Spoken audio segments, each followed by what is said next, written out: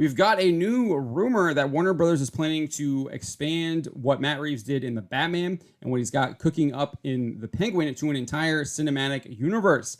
This rumor comes from Grace Randolph, who says, I hear reports of building out the Reeves verse are true with additional filmmakers, so it won't just be Matt Reeves, is what she is reporting on.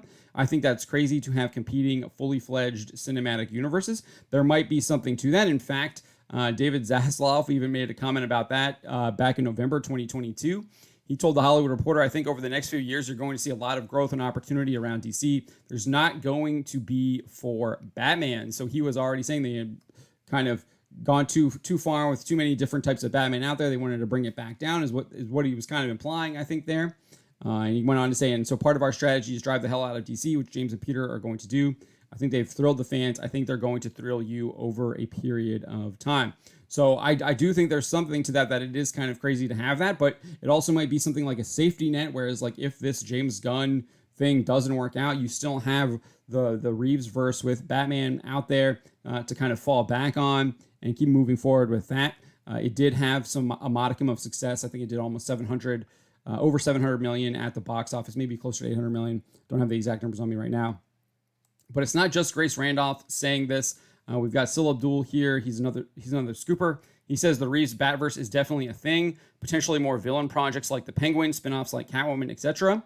And then he says I would add Michael DeLuca and Pam Abdi. Those are the big studio honchos over there at Warner Brothers. Are 100% behind whatever Reeves BatVerse does in the future. They are the ones that signed him to an exclusive first look deal with Warner Brothers. It's good that Sil points that out because they did indeed sign him to that deal. It's interesting. He's also describing it as BatVerse because if we go back over here a little bit further down in the article, you'll see here that that's actually what Reeves called his verse. He called it the BatVerse. He told Yahoo Entertainment in January. This was before we had the DCU slate announced by James Gunn, but after James Gunn and Safran had been installed as the DC studio CEOs. But this is what Reeves said. He says, we've talked a few times. I'm supposed to get together with him and Peter sometime this month. They've been working feverishly on what they're doing, and I've been working hard with my partners on what we're doing, all our shows and stuff. So he's already talking about multiple shows. That could be the Penguin and the Batman animated series. It could be more live action stuff coming out of the Batman, like what Sil Abdul was saying with potentially a Catwoman or other Arkham villains. We did get a tease of the Joker there at the end of the first Batman film. But he goes on and says, so we're going to have a sit down where we talk about everything that's going on and what the arcs of these two things are. I'm excited to hear about what they're doing. They have a big plan, and I have this big BatVerse plan. So there, Matt Reeves is already saying he's got a BatVerse plan in the works. That was in January of this year. So we already had kind of confirmation that he was working on a BatVerse. It now looks like they might be going forward with this BatVerse plan. And it'll be interesting to see what we get with that. And it will be different from the DC Studios stuff. We have James Gunn making that clear here when he did his DC Studios slate announcement.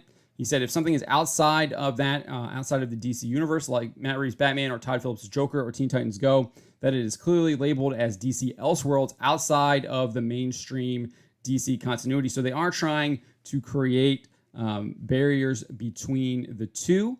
And I do think that could be because they might want a safety net. If one does end up flopping and failing, the other one can continue to go on, might have a modicum of success.